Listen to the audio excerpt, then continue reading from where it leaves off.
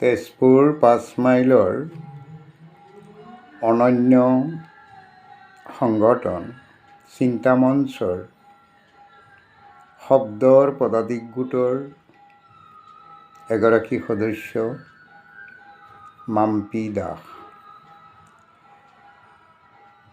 মাম্পী দাসে ৰচনা কৰা কবিতা এটি পাঠ কৰিবলৈ ওলাইছোঁ। কবিতাটিৰ শিৰোনাম এজন ঈশ্বৰ।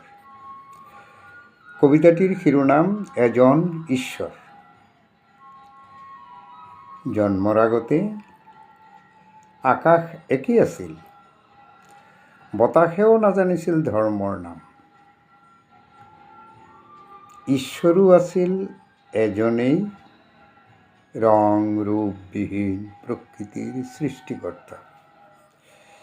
জন্মৰ আগতে আকাশ একেই আছিল, বতাহেও নাজানিছিল ধৰ্মৰ নাম। ঈশ্বৰো আছিল এজনেই, ৰং ৰূপবিহীন প্ৰকৃতিৰ সৃষ্টিকৰ্তা। জন্মৰ পিছত মানুহে আঁকিলে সীমাৰেখা, ভাগ ভাগ কৰিলে আকাশ, ভাগ ভাগ কৰিলে বিশ্বাস। জন্মৰ পিছত মানুহে আঁকিলে সীমাৰেখা, ভাগ ভাগ কৰিলে আকাশ, ভাগ ভাগ কৰিলে বিশ্বাস। এতিয়া প্ৰত্যেকৰেই আছে নিজৰ নিজৰ ঈশ্বৰ, নিজৰ নিজৰ ধৰ্ম, আৰু আছে নিজা নিজা নাম গোত্ৰ। এতিয়া প্ৰত্যেকৰে আছে নিজৰ নিজৰ ঈশ্বৰ, নিজৰ নিজৰ ধৰ্ম, আৰু আছে নিজা নিজা নাম গোত্ৰ। প্ৰশ্ন মাথো এটাই, ঈশ্বৰ সলনি হ'ল নে সলনি হ'ল মানুহৰ বিবেক বুদ্ধি আৰু মন? প্ৰশ্ন মাথো এটাই, ঈশ্বৰ সলনি হ'ল নে সলনি হ'ল মানুহৰ বিবেক বুদ্ধি আৰু মন? আজিও ঈশ্বৰ একক, প্ৰকৃতিৰ সৃষ্টিকৰ্তা।